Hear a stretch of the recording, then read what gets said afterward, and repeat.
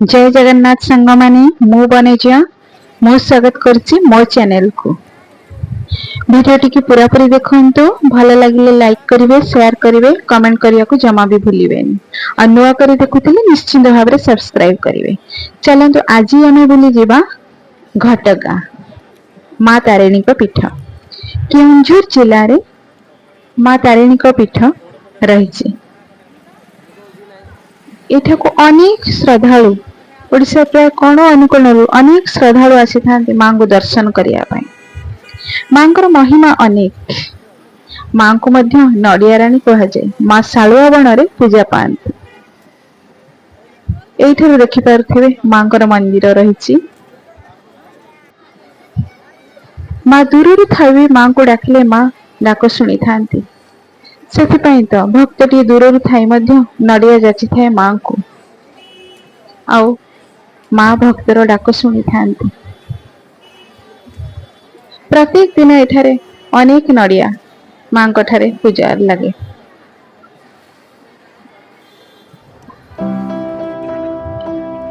घटगां ठारू प्राय 12 किलोमीटर हेबो आउ एक सुंदर जगह रहिछि जहार ना गुंडीचा घागी जलप्रपात।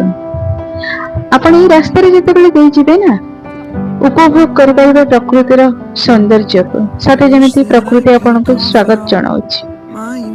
उभय साइड रे थिबा वृक्ष मान बहुत सुंदर लागंती।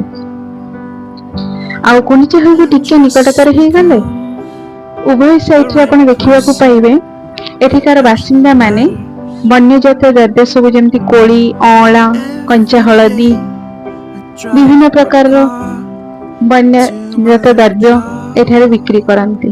छोट छोट दुकान मान मध्य एठी रहिछि। पिकनिक करिया पई अनेक लोक एठिके आसी थांती।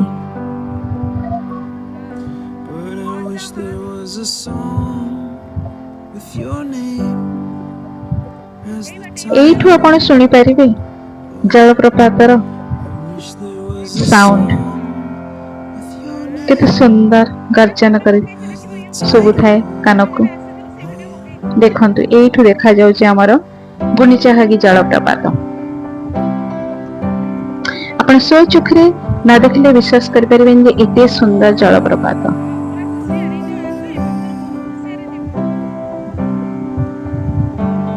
पत्थरर धार जेमती जल खसी आसुछि खाली गोटे जगार नुहे एठारु अनेक धार मध्य प्रभाव होछि जल प्रवाहित होछि।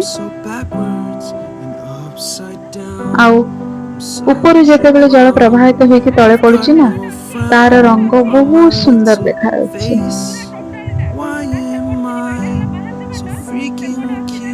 आउ एठको आसिया पई बेस्ट टाइम होछि अक्टोबर रु मार्च। पिकनिक करिया पई बहुत सुंदर स्पॉट। केउंझर रे अनेक पिकनिक करिया पई स्पॉट थिले मध्य यह भी मध्य गोटे अन्यतम स्पॉट। तो निहाती भाव रे आपण आसंतु थरे बुलिया पई गुंडीचा घागी।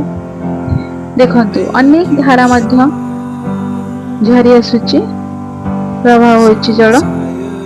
पत्थरर एठी बहुत पाइबे शिला मान प्राकृतिक सौंदर्य रे जलप्रपात चतुर्पार्श जेमती घेरी रहिछि। खाली जलप्रपात नुहे आपण प्रकृति को मध्य खूब सुंदर भाव रे उपभोग करि परिबे। एठारे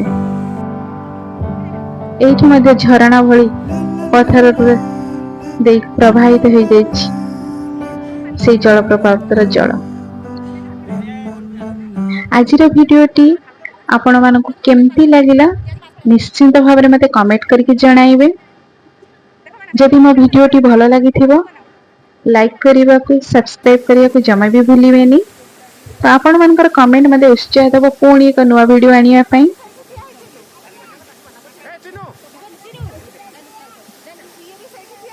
राहिली जय मां तारिणी जय जगन्नाथ।